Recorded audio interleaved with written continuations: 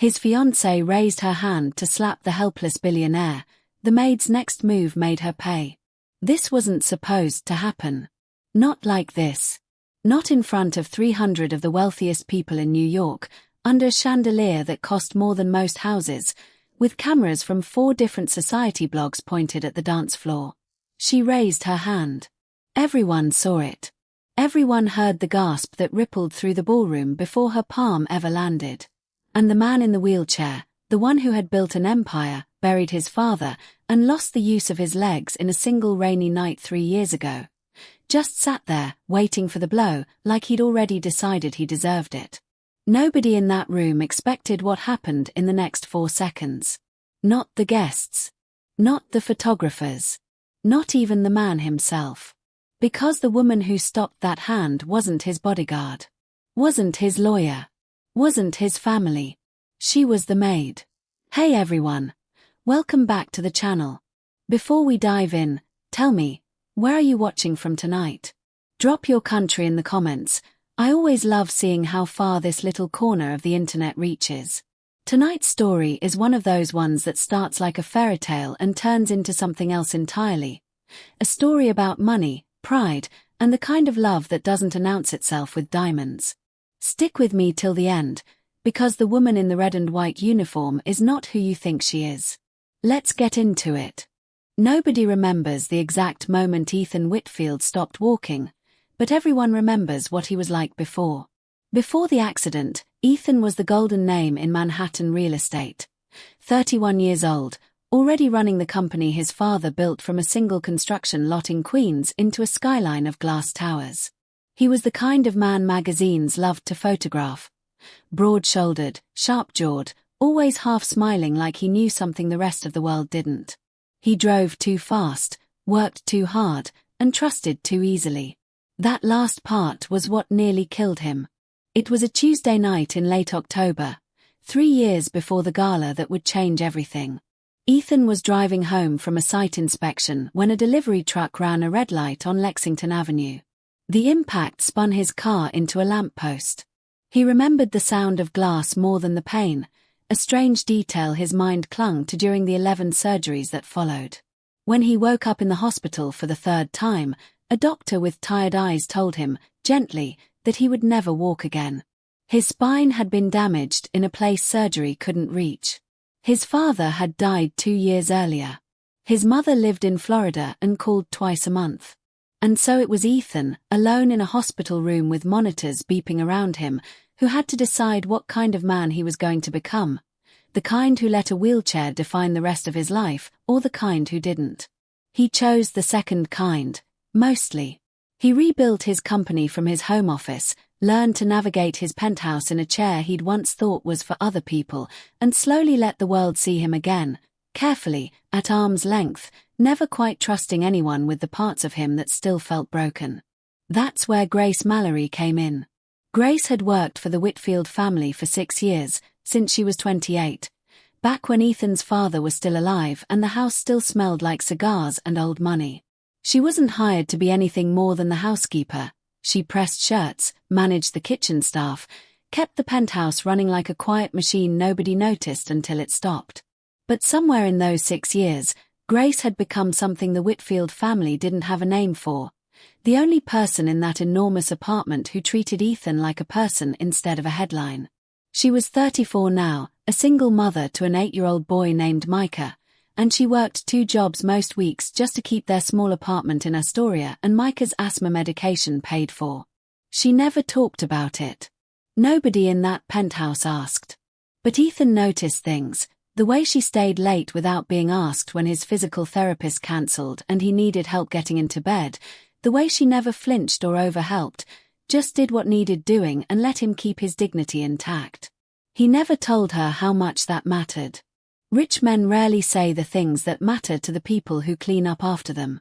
Vanessa Cole entered Ethan's life 14 months after the accident, at a charity auction for spinal cord research. Fitting, some might say, in hindsight. She was 30 years old, a former model turned philanthropic consultant, which mostly meant she attended events and photographed while doing it. She was stunning in the specific way that photographed better than it felt in person. perfect posture, a laugh that arrived half a second too late to feel spontaneous, an ability to remember exactly which sentence to say to exactly which important person in a room. She approached Ethan that night not with pity, which he'd learned to detect from 50 feet away, but with something that looked, at the time, like genuine interest. She asked him about his company's next development. She didn't once glance at the wheelchair like it was the elephant in the room. For a man who had spent a year feeling like a ghost at his own dinner parties, that felt like oxygen. Within 6 months, they were engaged. Grace served the champagne at the engagement dinner. She smiled when she was supposed to smile. She said congratulations when she was supposed to say it. But that night, after the guests left and Ethan sat by the window in his study staring out at the city lights, Grace lingered a moment longer than her job required. "Is something wrong?" Ethan asked, noticing her hesitation. "No, sir," she said. "Congratulations again." She left the room before he could ask a second time. He didn't push. He should have. Because Grace Mallory had seen something that night that she couldn't yet put into words, a flicker in Vanessa's eyes when she thought no one important was watching, directed not at Ethan, but at the appraiser who'd come to catalogue the engagement ring for insurance. A look Grace recognized from years of working in wealthy homes. Not love. Arithmetic. The flicker Grace saw wasn't the only one. Over the following months, as the engagement moved forward and society pages filled with photos of Ethan and Vanessa at galas, ribbon cuttings, and hospital fundraisers close to Ethan's heart, Grace began noticing a pattern she wished she hadn't. Vanessa was two people. There was the Vanessa who appeared in photographs, attentive, glowing, endlessly patient with a fiancé who needed help transferring from his chair to a car, who sometimes needed extra time, extra care, extra patience in public spaces that weren't built for him. And then there was the Vanessa who existed in the 20 minutes before the cameras arrived and the 10 minutes after they left. That Vanessa checked her phone constantly. That Vanessa sighed, almost inaudibly, when Ethan's therapist ran late and delayed dinner reservations. That Vanessa once told a caterer, thinking no staff were nearby, that she just needed 8 more months before things would be easier. Grace didn't know what that meant. She told herself it wasn't her business. She had Micah's school fees to think about, a job to keep, a life outside these marble floors that mattered more to her than society gossip. She kept her head down. But small things kept surfacing. There was the night Vanessa's phone buzzed on the kitchen counter while she was upstairs, and a message flashed across the screen from a contact saved only as D, something about the Aspen trip and not mentioning it to E. Grace didn't read further. She wasn't the kind of woman who read other people's messages. But she remembered it. Some part of her filed it away, the way you remember a smell that doesn't match the room you're standing in. There was also the physical therapist, a soft-spoken man named Dr. Osei who came 3 times a week to help Ethan with strength training in his legs. A slow, painstaking process aimed not at making him walk again, which the doctors had ruled out, but at preventing muscle atrophy and improving his quality of life. Vanessa never once sat in on a session. Never asked how it went. Once, when Ethan mentioned excitedly that he'd regained slight sensation in his left foot, a small medical miracle his doctors hadn't predicted, Vanessa's response, delivered while scrolling her phone, was, "That's great, babe," in a tone reserved for weather updates. Grace happened to be setting down tea when that exchange occurred. She watched Ethan's face fall for exactly 1 second before he rearranged it into a smile for Vanessa's benefit. That 1 second told Grace more about the state of that relationship than 6 months of society photographs ever could. Still, Grace said nothing. It wasn't her place. Ethan was a grown man, brilliant enough to run a billion-dollar company, and if he couldn't see what was happening in his own living room, it wasn't Grace's job to hold up a mirror. Or so she told herself, every night on the train home to Astoria. Every time she tucked Micah into bed in their 2-bedroom apartment that smelled like the lavender detergent she bought in bulk because it was cheaper. What Grace didn't know, what nobody in that penthouse knew, was that Ethan had already started to suspect something himself. It started small. A missed call from Vanessa's assistant that she brushed off too quickly. A weekend spa retreat in the Berkshires that, according to a business associate who happened to be staying at the same resort, Vanessa never actually checked into. Ethan wasn't a fool. He'd built an empire by noticing details other people missed. Cracks in contracts, hesitations in negotiations, the difference between a partner who was in the room and a partner who was performing being in the room. He didn't confront her. Not yet. Instead, quietly, without telling anyone. Not his lawyer, not his mother, not even Grace, Ethan hired a private investigator. Not out of paranoia, he told himself. Out of the same instinct that had made him successful in every deal he'd ever closed. Verify before you commit. The investigator's name was Warren Pike, a retired NYPD detective who now did discreet work for Manhattan's wealthiest families. Ethan met him twice in the back office of a bookstore in the West Village, a location Pike insisted on for its total absence of security cameras. "Give me 6 weeks," Pike said. "If there's nothing there, you'll have paid for peace of mind. If there is something there, you'll want to know before the wedding, not after." Ethan agreed. 6 weeks. The wedding was set for 4 months away. He told no one. Not even Grace, who by then had become the only person in his daily life he trusted without qualification. Not because she'd ever proven herself in some dramatic way, but because 6 years of small, unglamorous consistency had built something steadier than any romance he'd known. He didn't tell her about Pike because some part of him, some proud, wounded part that had spent 3 years learning to survive being seen as fragile, didn't want anyone, even Grace, to know he suspected his fiancée might be exactly the kind of person his late father had always warned him circled men like him. Watch for the ones who fall in love with the chair's view, not the man sitting in it, his father used to say, back before Ethan even needed a chair, talking about someone else entirely. The irony wasn't lost on him now. 6 weeks. He just had to wait 6 weeks. He didn't know that the gala, Vanessa's favorite kind of event, the kind she called good for optics, was already on the calendar for week 5. The report came back in week 5, 2 days before the Whitfield Foundation's annual gala for spinal cord research, the same event, coincidentally, where Ethan had first met Vanessa 2 years earlier. This year, she had insisted on chairing the planning committee herself. "It'll be good for us," she'd said. The story writes itself, the founder's fiancé, leading the fight for the cause closest to his heart. She'd said it to a reporter from a lifestyle magazine, not to Ethan, though he'd been sitting 3 feet away at the time. Warren Pike requested an in-person meeting rather than sending the file by email. That alone told Ethan something. They met at the bookstore again. Pike slid a manila folder across the desk without ceremony.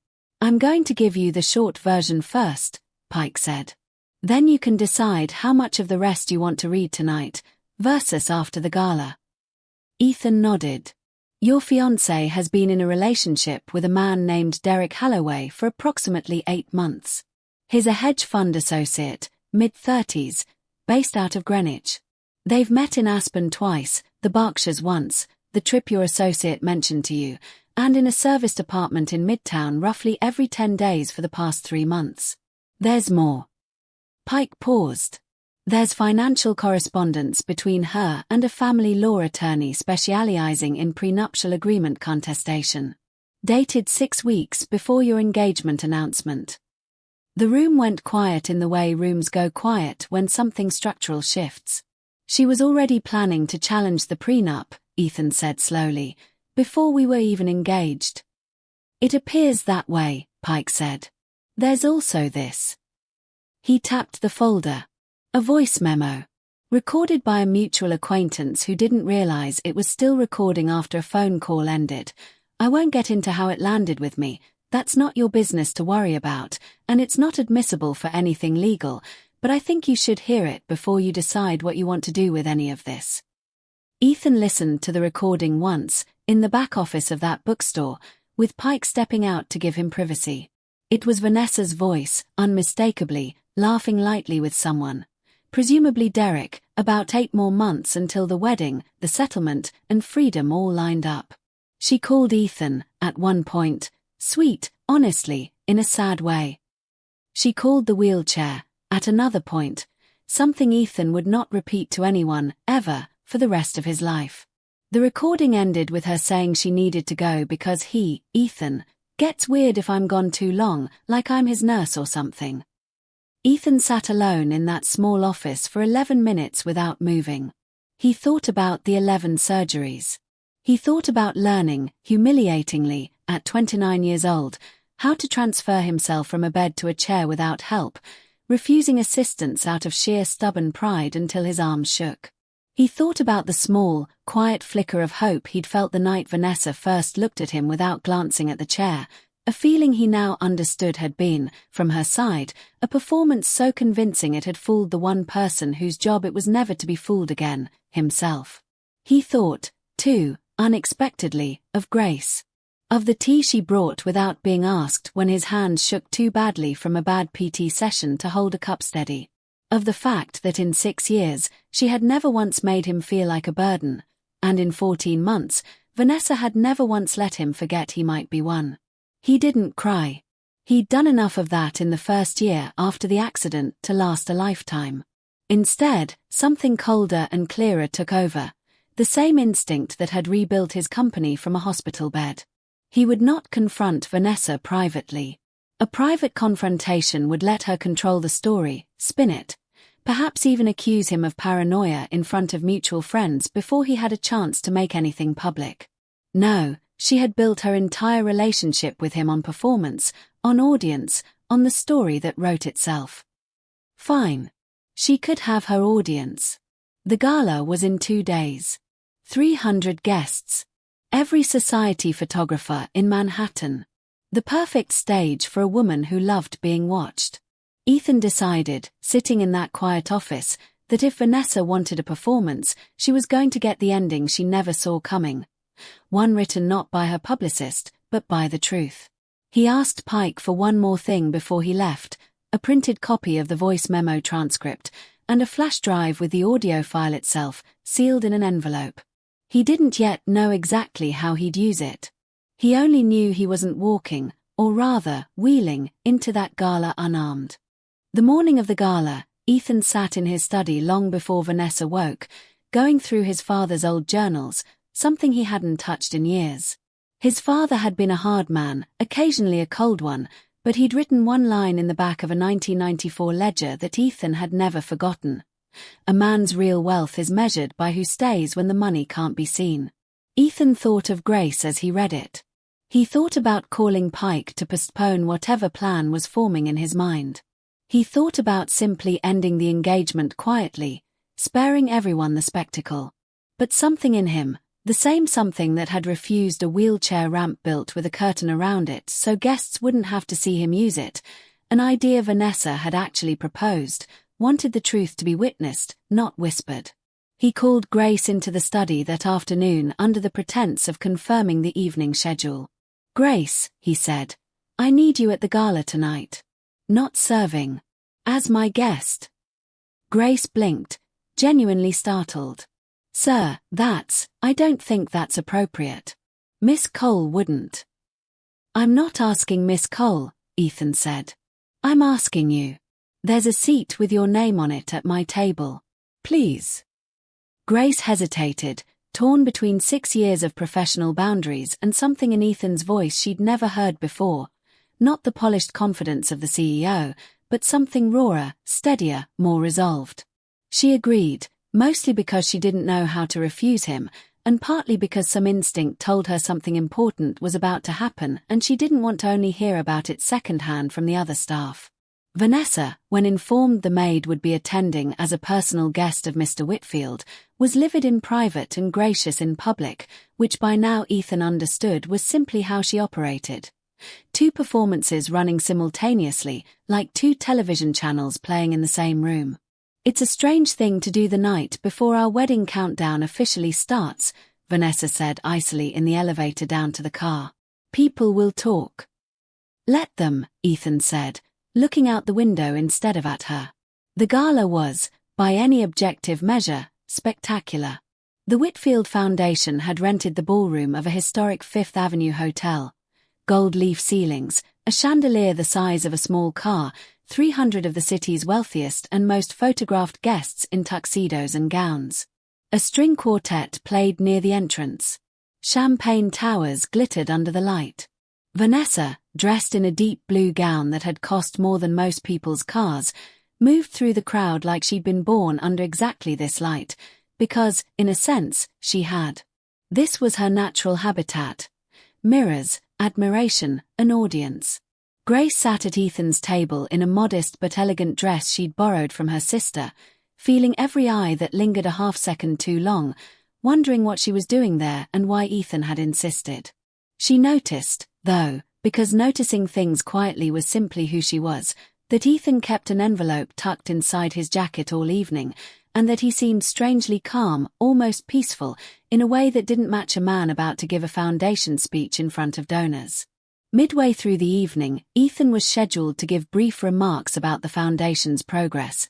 New research grants, a rehabilitation center opening in the Bronx, numbers that mattered to the dozens of people in wheelchairs and their families scattered through the crowd, people who'd come not for the champagne but because this cause had touched their lives directly. He wheeled himself to the small stage unassisted, as he always insisted on doing, and the room quieted. He spoke first about the research, the grants, the center opening next spring.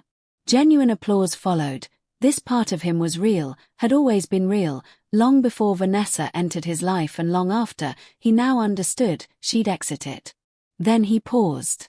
"Before I close," he said, his voice carrying clearly through the sound system, "I want to say something about what this foundation actually means. Not the research. Not the ribbon cuttings. What it means to be seen, really seen, by another person, when you're at your most vulnerable. Because I've learned in the last 3 years that some people see the chair. And some people see you." He looked, for just a moment, toward the table where Vanessa sat, smiling automatically for a photographer who'd swung his lens toward the stage. Nobody in that room understood yet what was about to happen. Not the photographers. Not the guests. Not Vanessa, still smiling her camera-ready smile. Not even Grace, sitting quietly at the table, wondering why her heart was suddenly pounding, as if some part of her already knew the calm in Ethan's voice was the calm before something the entire room was about to remember for years. Ethan wheeled himself off the small stage and back toward his table, guests still applauding, several dabbing at their eyes the way people do at galas when a speech lands exactly where it's supposed to.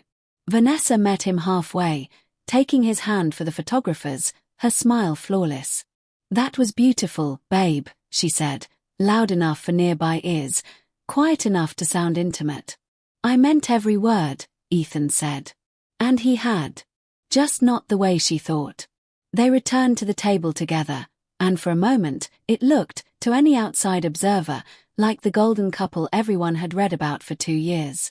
Vanessa took her seat beside him, accepting a fresh glass of champagne from a passing server, laughing at something a nearby socialite said. Grace watched from across the table, quietly, the way she'd learned to watch everything in that house, present but unnoticed, which she'd once resented and had come, strangely, to find useful. It was during dessert that things began to unravel. A photographer from a prominent gossip outlet, one of the few reporters Ethan's PR team hadn't been able to keep off the guest list, approached the table with a question that seemed innocent enough on its surface. "Vanessa, any comment on Derek Holloway's engagement announcement this morning? We heard he's marrying a hedge fund analyst from Greenwich." The question landed like a dropped glass in a silent room. Vanessa's smile didn't move, but something behind her eyes did, a flicker Grace recognized instantly, the same flicker from the night of the ring appraisal, arithmetic replacing warmth in half a second. "I'm sorry," Vanessa said smoothly. "I don't know a Derek Holloway." "That's strange," the reporter said, checking his phone, oblivious to the tension he was creating, or perhaps not oblivious at all. "We had a tip he'd been seen with you at Cranston's in Midtown a few times this year. Guess it's a different Vanessa Cole." "Must be," Vanessa said, her jaw tightening almost imperceptibly. Ethan said nothing. He simply reached into his jacket and withdrew the envelope he'd carried all evening, setting it on the white tablecloth in front of him, unopened, like a card he wasn't yet ready to play but wanted visible. Vanessa's eyes flicked to the envelope, then to Ethan's face, and something in his expression, calm, unreadable, utterly unlike the warm, slightly wounded man she'd learned to manage for 2 years, made her stomach drop in a way she hadn't felt since childhood, the specific dread of being caught not by an accusation, but by evidence. "What is that?" she said quietly, all performance suddenly drained from her voice. "Something I was hoping I wouldn't need tonight," Ethan said. "But I think you already know what it is." The reporter, sensing blood in water in the way only tabloid reporters can, hovered closer. Other nearby guests, catching the shift in tone, began quieting their own conversations, the way a crowd senses a storm before the first raindrop falls. "You had me investigated," Vanessa hissed, leaning close, voice dropping to a whisper meant only for him, though several guests were now close enough to catch fragments. "I had myself protected," Ethan said. "There's a difference. You humiliated me. In front of everyone. Over some paranoid fantasy." "Derek Holloway," Ethan said quietly. "Cranston's, 3 times this year. A serviced apartment in Midtown, every 10 days for 3 months. An attorney specializing in prenup contests. Retained 6 weeks before you agreed to marry me. Would you like me to keep going, or would you like to lower your voice first?" The color drained from Vanessa's face. For the first time in 2 years, the performance failed entirely. No camera-ready smile, no graceful recovery, just raw, cornered panic flickering across features that had, until 30 seconds ago, been perfectly composed. And then, in front of the reporter, in front of nearby socialites, in front of 300 guests slowly turning their attention toward the Whitfield table like a tide shifting direction, Vanessa Cole did something that would end up on every gossip blog in the city by morning, something that would follow her for years, something that, in the moment, felt to her like the only thing left to do when cornered and exposed. She stood, gripped by 2 years of buried resentment and 30 seconds of public humiliation, and raised her hand to slap the man in the wheelchair in front of her. The helpless fiancé she'd spent months privately mocking, now sitting there calm and unmoving, watching her come apart in front of the exact audience she'd always loved performing for. The gasp that rippled through the ballroom arrived a half-second before her palm would have landed. Because a hand, not Ethan's, not a bodyguard's, not anyone from his security team, closed around Vanessa's wrist mid-swing, gently but with absolute, unshakable firmness. Grace Mallory had moved faster than anyone at that table, faster than the 2 security guards stationed 20 feet away, faster than her own conscious thought. She hadn't decided to do it. Some instinct older than thought, some 6-year accumulation of quiet protectiveness, had simply acted before her mind caught up. The room went utterly silent. For a full 3 seconds, nobody in that ballroom moved. 300 guests, a dozen photographers, a string quartet that had stopped mid-note, all frozen on the same image. A maid in a modest borrowed dress gripping the wrist of a socialite in a designer gown, inches from a man's face, in the middle of the most photographed charity gala of the season. Vanessa's arm trembled in Grace's grip, more from shock than resistance. "Let go of me," she hissed, low and furious, though her voice cracked slightly, betraying the panic beneath the anger. "No," Grace said. Just that. One word, quiet but unshaking, carrying more weight than anything shouted could have. A photographer's camera clicked. Then another. Then a dozen more, the sound suddenly rapid-fire, like rain starting all at once. Grace didn't flinch from the flashes. She kept her eyes on Vanessa, her grip steady, until she felt the tension leave Vanessa's arm. Not because Vanessa had calmed down, but because she'd realized, in real time, exactly how this would look printed under a headline tomorrow morning. Ethan hadn't moved from his chair, hadn't flinched, hadn't raised a hand to defend himself, hadn't needed to. He simply watched, with an expression that several guests later described to reporters as unbearably calm, as the woman he'd been engaged to marry unraveled in front of everyone she'd ever tried to impress. "Vanessa," Ethan said quietly, once Grace released her grip, "I think it's time you left." "You set this up," Vanessa said, voice rising now, desperate, grasping for some version of the narrative she could still control. You and her, this whole thing, this was a setup, wasn't it? You wanted this to happen, you wanted to embarrass me. I wanted the truth to happen, Ethan said. You did the rest yourself. In front of 300 witnesses and, from the sound of those cameras, probably a few dozen more by morning. Security had finally arrived, hovering uncertainly, unsure whether physically escorting a Cole family heiress out of a charity gala was within the scope of their job description. Vanessa didn't wait for them to decide. She grabbed her clutch from the table, cast one final, venomous look at Grace, a look that Grace would remember for a long time, not because it frightened her, but because of how small and hollow it seemed, coming from a woman who'd spent 2 years trying to seem larger than life, and walked out of the ballroom alone, heels clicking against marble in a silence so complete you could hear each step. Nobody applauded.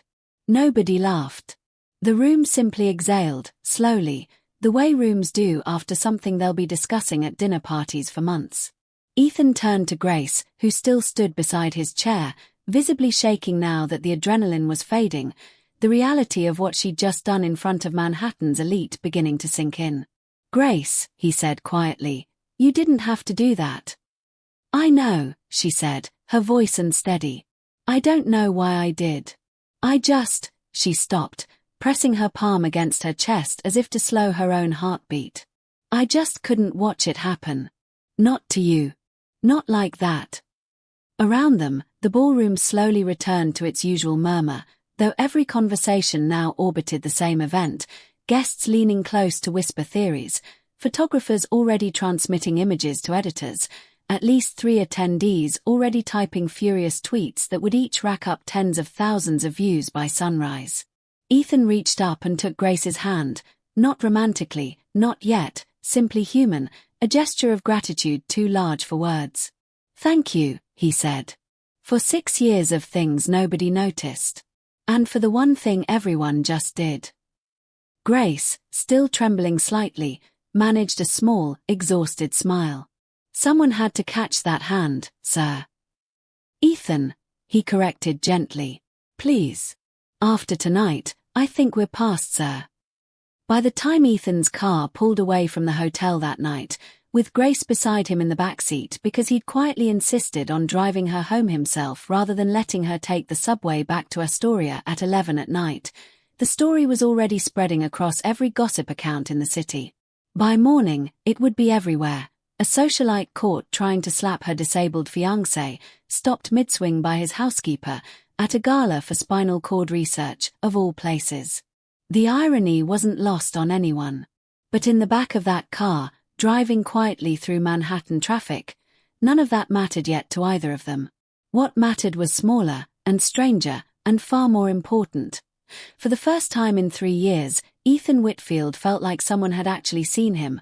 Not the company, not the chair, not the tragic backstory reporters love to reference, just him. And Grace, staring out the window at the lights blurring past, feeling the adrenaline slowly drain from her body, realized she'd crossed a line tonight she could never fully walk back from, whatever happened next. The days following the gala moved fast, and not gently. By 9 the next morning, the video, recorded by no fewer than 6 phones from different angles, had been viewed over 2 million times across social platforms. Headlines ranged from sympathetic, billionaire's fiancé exposed at charity gala, to sensational, Maid saves wheelchair-bound billionaire from shocking slap, to outright invasive, several outlets tracking down Grace's name, her Astoria address, even a blurry photo of Micah walking to school, before Ethan's legal team intervened with a speed and ferocity that surprised even Grace. You didn't have to do that, Grace told him, sitting in his study 3 days after the gala, still faintly rattled by finding a photographer outside her building that morning. I did, Ethan said simply. You didn't ask to be dragged into my life falling apart in public. The least I can do is make sure it doesn't cost you your privacy, or Micah's. It was the first time Grace had heard Ethan say her son's name so easily, so naturally, and something in her chest tightened at the small, unremarkable kindness of it. Vanessa, for her part, did not disappear quietly. Within a week, Her publicist released a statement calling the incident a private moment taken wildly out of context by opportunistic bystanders, and hinting at ongoing struggles within the relationship that the public wasn't privy to. She gave one tearful interview to a morning show, carefully avoiding any mention of Derek Holloway, framing herself as a woman pushed past her breaking point by unfair public scrutiny of a difficult relationship. It didn't work. The internet, for all its cruelty, has an unusually sharp memory for hypocrisy, and it took less than 48 hours for the voice memo, leaked not by Ethan or Pike, but, embarrassingly for Vanessa, by Derek Holloway's own ex-girlfriend, who'd been quietly furious for entirely separate reasons, to surface online. After that, Vanessa's interviews stopped. Her modeling contracts, tenuous as they'd always been, quietly evaporated. Her name became, for a few painful months, a punchline in a story that wasn't really about her at all. Ethan didn't celebrate any of it. He'd built enough of his life on the principle that revenge, however satisfying in the moment, rarely made anyone better, and he found no joy in watching Vanessa's public unraveling, even as he recognized he could have prevented very little of it once the truth was out. What he did find himself doing, more and more in those strange, quiet weeks after the gala, was looking forward to the small parts of his day that involved Grace. Not because anything dramatic happened between them right away, nothing so tidy as a movie montage. It was smaller than that. It was the fact that she still made his tea exactly the way she always had, still discussed Micah's school science fair with genuine excitement while dusting his bookshelves, still treated him, even now that the entire city knew her name, with the exact same unpretentious steadiness she'd had 6 years earlier when nobody was watching. One evening, about 3 weeks after the gala, Ethan asked her to sit down with him after dinner instead of clearing the plates immediately. "Can I ask you something?" he said. "That night, before you grabbed her wrist, what were you thinking?" Grace considered the question carefully, the way she considered most things. "Honestly, nothing," she admitted. "I didn't think at all. I just moved. I've thought about it a lot since, tried to figure out why, and the closest I can get is, I've spent 6 years watching people underestimate you because of that chair. Doctors talking slowly to you like you couldn't understand your own diagnosis. Guests at parties talking over you to reach someone they thought mattered more. And I never had the right, or the standing, to say anything about any of it. But that night, when I saw her raise her hand..." Grace paused, searching for the words. It wasn't really about the slap. It was about every small moment before it, all at once. Ethan was quiet for a long moment. "I've spent 3 years assuming the people closest to me either pitied me or were performing for me," he said finally. "I never once considered that someone might just see me without an agenda." "I never had an agenda," Grace said simply. "I just showed up. Every day. That's all I know how to do." "That's not nothing," Ethan said. "That might be the rarest thing I know." The wedding, obviously, was cancelled, a formality that took less time to finalize than the seating chart had taken to plan. Vanessa's legal team briefly floated the idea of contesting the prenuptial agreement's breach clauses, until Ethan's lawyers calmly pointed out that infidelity clauses, backed by a recorded voice memo already circulating publicly, made any such contest a fast route to further humiliation. Vanessa withdrew the claim within a week and, according to mutual acquaintances, left the city entirely a few months later, resurfacing eventually in Los Angeles under a slightly rebranded professional identity, a detail Ethan learned secondhand and felt, to his mild surprise, almost nothing about. Grace's life, meanwhile, changed in ways she hadn't asked for and wasn't sure how to navigate. The video had made her, briefly, an unwilling minor celebrity, strangers recognizing her on the subway, a local news segment wanting to interview the maid who stood up to a socialite, offers, some well-meaning and some deeply strange, flooding in from people who wanted to capitalize on her sudden visibility. She turned almost all of it down. She didn't want fame. She wanted her old, quiet life back, minus the specific fear that had crept into it, The fear of photographers outside Micah's school, of her name being reduced to a viral headline instead of a person with an actual life.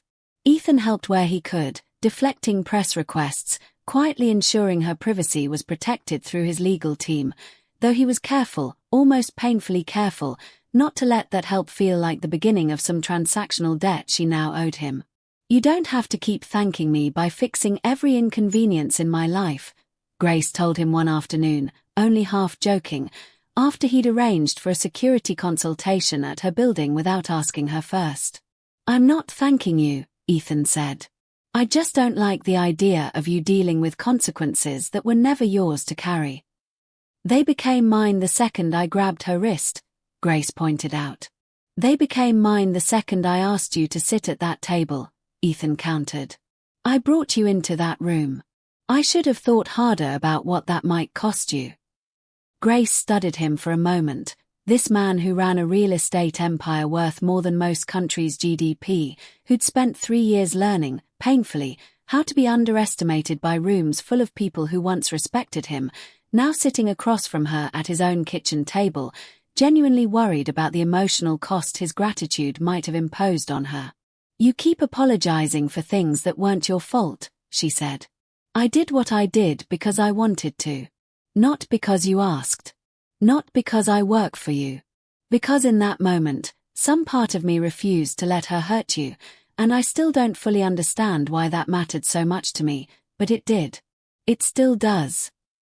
There it was, the sentence neither of them had said out loud yet, sitting plainly on the table between them, undeniable now that it had finally been spoken. Ethan didn't respond immediately. He looked down at his hands, then back up at her. "I've spent 3 years assuming nobody could look past this chair," he said quietly.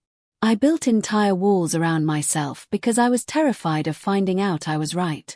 You've spent 6 years quietly proving me wrong, and I was too afraid to notice, because noticing meant admitting I might actually deserve to be loved without an agenda attached." "You do deserve that," Grace said softly. "You always did. You just needed someone loud enough, or maybe just fast enough, to catch the hand before it landed, so you'd finally believe it." What happened next wasn't dramatic. Real life rarely delivers its most important moments with fireworks.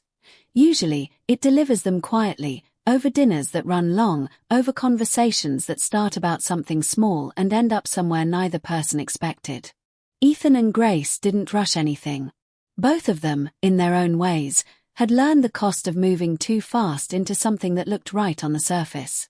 Instead, over the following months, something steadier began to grow. Dinners that stopped feeling like employer and employee sharing a meal out of politeness, and started feeling like two people who genuinely wanted to know how the other's day had gone. Micah, 8 years old and utterly unbothered by wealth or headlines, became fast friends with Ethan over an extended debate about which dinosaur could beat a Tyrannosaurus in a fight, a conversation that somehow stretched across 3 separate visits and ended, to Micah's delight, with Ethan buying him a genuinely excellent dinosaur encyclopedia for research purposes. Grace worried, quietly and often, about the difference in their worlds, what it might mean for Micah to grow up shuttling between a modest apartment in Astoria and a Fifth Avenue penthouse, what people would say about a housekeeper dating her employer, whether this was really love or just two wounded people mistaking crisis bonding for something permanent. She voiced this fear to Ethan one night, months after the gala, sitting on the balcony of his penthouse while Micah slept in the guest room down the hall, exhausted from a museum trip. "What if this is just the adrenaline talking?" she asked. "What if, once things calm down, once the tabloids move on to some other story, we look at each other and realize we built something out of a crisis, not out of anything real?" Ethan considered the question seriously, the way he considered every serious question. Slowly, without rushing to reassure her just for the sake of comfort. "I don't know for certain," he admitted. "Nobody can know that for certain, about anything. But I know 6 years came before that crisis. 6 years of you showing up on ordinary Tuesdays when nothing dramatic was happening at all.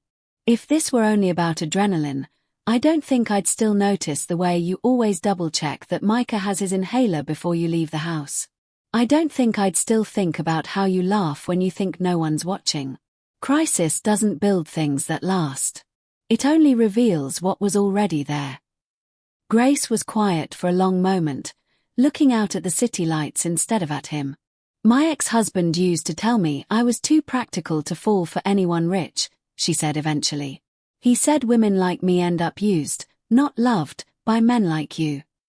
Your ex-husband, Ethan said carefully, left you and Micah, if I remember what you've told me correctly, over a disagreement about money he wanted to spend on himself. I don't think he's the authority on what men like me are capable of. Grace laughed, a real laugh, unguarded, the kind Ethan had come to treasure specifically because it was rare and never performed for an audience. No, she agreed. I suppose he isn't. It was around this time that Ethan made a decision he'd been quietly considering for weeks. He redirected a significant portion of the foundation's new funding toward a program he and Grace had discussed on and off, almost casually, over several dinners, a scholarship and mentorship initiative for single parents working in domestic and caregiving roles, aimed at helping their children access the kind of educational opportunities that class and circumstance too often placed just out of reach. He named it, quietly and without press announcement, in honor of no one specific, though anyone who knew the story could guess exactly whose life had inspired it.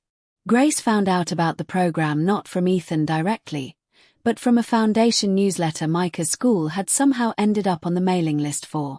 She confronted him about it, half laughing, half overwhelmed. You didn't have to name anything after this, she said, holding the newsletter. I didn't name it after anyone, Ethan said. I named it after an idea. The idea that the people who show up quietly, every day, without asking for recognition, deserve more than gratitude. They deserve opportunity. A year after the gala, on a quiet Tuesday evening that neither of them had planned to be significant, Ethan asked Grace to marry him. There was no ballroom this time. No chandeliers, no photographers, no 300 guests watching for a headline. Just the two of them on the same balcony where she'd once voiced her fears about the difference in their worlds, Micah asleep down the hall, a simple ring in a small box that had none of the theatre Vanessa's engagement ring once had. No insurance appraisers, no society photographers documenting the moment for magazine spreads. I know this looks different from what people expect from someone like me, Ethan said, holding the box, his voice steadier than he expected given how nervous he actually felt. No grand gesture. No audience. I've had enough of audiences to last a lifetime. I just wanted it to be true, and quiet, and ours. Grace, who had spent 6 years believing love like this simply wasn't built for women who cleaned other people's houses for a living, found she didn't have a clever response ready. She just said yes, quietly, the way she did most important things in her life, without needing anyone else to witness it to make it real. They married the following spring in a small ceremony at the rehabilitation center the foundation had opened in the Bronx, Ethan's choice, a way of grounding the day in the work that had actually mattered to him long before any of this began, rather than in the kind of spectacle his old life had trained him to expect from milestones. Grace wore a simple dress. Micah served as ring-bearer, taking his responsibilities with the fierce seriousness only an 8-year-old can bring to a job involving a small velvet pillow.